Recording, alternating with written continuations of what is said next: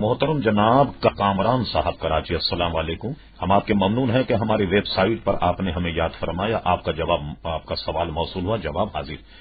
آپ نے پوچھا کہ اگر کسی بھی خیال سے مزید خارج ہو جائے اور اس کی مقدار 1 درہم کے برابر اور پیشاب کے دوران بھی نکلے تو کیا اس صورت میں غسل واجب ہوگا؟ محترم کامران صاحب، پہلے یہ سن لیجیے، آپ کے مزید جو ہے کبھی شیطانی وسوسے سے جب خیالات آئیں تو ایک پانی جو برآمد ہوتا ہے اس کو مزی کہا جاتا ہے۔ مزی کے اخراج پر غسل واجب نہیں ہوتا، البتہ اگر آپ باوضو ہیں تو وضو ٹوٹ جائے گا، اور یہ مزی اگر کپڑے پر لگے گی تو کپڑا ناپاک ہو جائے گا۔ جیسا کہ آپ نے اپنے سوال میں ارشاد فرمایا کہ 1 درہم کے برابر ہو، تو 1 درہم کے برابر اگر لگ جائے اس کا دھونا ضروری ہوگا، اور ایسی حالت میں یعنی وضو کر کے اگر اسی کپڑے سے نماز پڑھی گئی تو یہ نماز واجب الاعادہ ہوگی، اس لیے کہ نماز کی جو شرائط ہیں اس میں شرائط میں پہلی شرط طہارت ہے، یعنی اس طہارت میں آدمی کا اپنا بدن کا پاک ہونا اور کپڑے کا پاک ہونا ضروری۔ اگر درہم کے برابر مزید کپڑے پر لگ جائے تو یہ کپڑا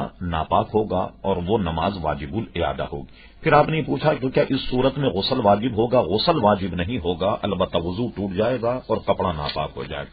امید کہ آپ مطمئن ہو گئے ہوں گے۔ السلام علیکم۔